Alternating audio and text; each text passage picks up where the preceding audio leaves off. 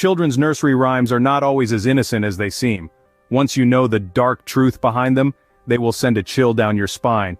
The first nursery rhyme that I found most horrifying is the song Tin Tang Tang. No one moves, clearly seen. Uneasy heart, stomach growling, still won't eat, he won't eat, I eat first, drink it all, punch out, pull aside, don't panic, next meal you make the soup. At first glance it may seem like a harmless nursery rhyme, but it's not. It's actually a very gruesome story about cannibalism during a period of extreme famine.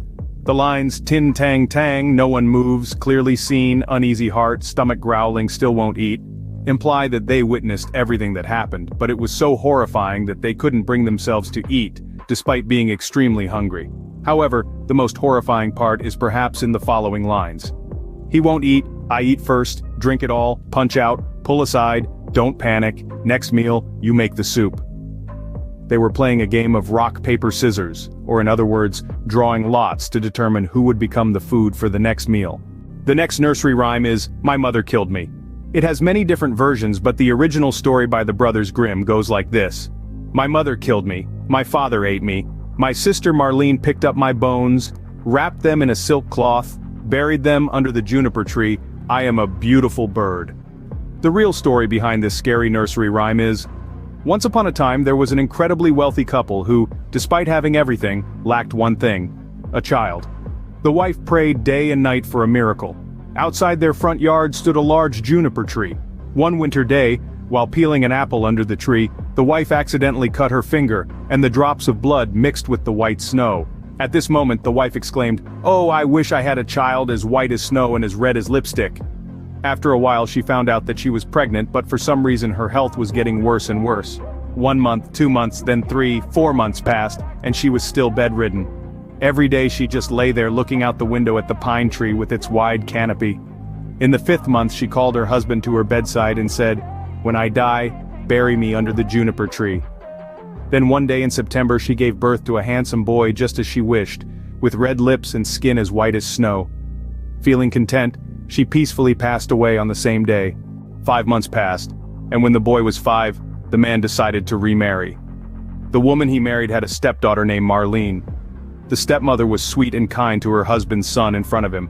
But behind his back, she became a cruel woman who always abused the boy. She only loved Marlene, her stepdaughter, and she was always plotting to get her to inherit the entire estate. One day, during a cold winter, she tricked the boy into crawling into a large chest. While he struggled inside, she closed the lid, intending to keep him trapped until he perished from hunger and thirst. Unfortunately, the heavy lid fell, severing the boy's head. Panicking, the stepmother sought a way to conceal her crime. She placed the boy's corpse on a chair, arranged the head correctly, and covered it with a large cloth. When Marlene returned home as usual, she hit her young brother on the head and the head fell off. The stepmother did this so that if anything happened, she could blame everything on her daughter. It turned out that she didn't love her daughter more than herself. While her daughter was still crying and scared, the stepmother came up with a crazy idea to stew the boy's body into soup. When her husband came home from work, she lied and said that the boy had asked for permission to visit his maternal grandparents. Then she brought out a large pot of soup and invited her husband to eat. The father quickly ate the entire pot of soup and even praised it for being delicious. He finished eating and threw all the bones under the table. At this time Marlene was still crying. The girl was so scared that she took out her most beautiful silk handkerchief and wrapped up all the bones and buried them under the juniper tree in front of the house. Not long after, a bird flew over and chirped loudly. The father ran out to the yard to see what was going on. He saw the bird perched on a branch of the pine tree. The bird chirped, "My mother killed me, my father ate me, my sister Marlene picked up my bones, wrapped them in a silk cloth and buried them under the pine tree." The stepmother, upon hearing this, suddenly went mad and jumped out into the yard. A heavy rock fell from the roof and hit her on the head, killing her instantly. A sudden cold wind blew, causing the treetops to shake.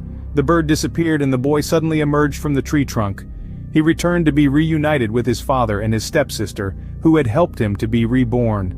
This is a fairy tale that carries a message that evildoers will always face their karmic retribution, sooner or later. And this is Creep Factor. Thank you for taking the time to watch the entire video. And if you like this video, please click like, share and subscribe to the channel for more interesting contents.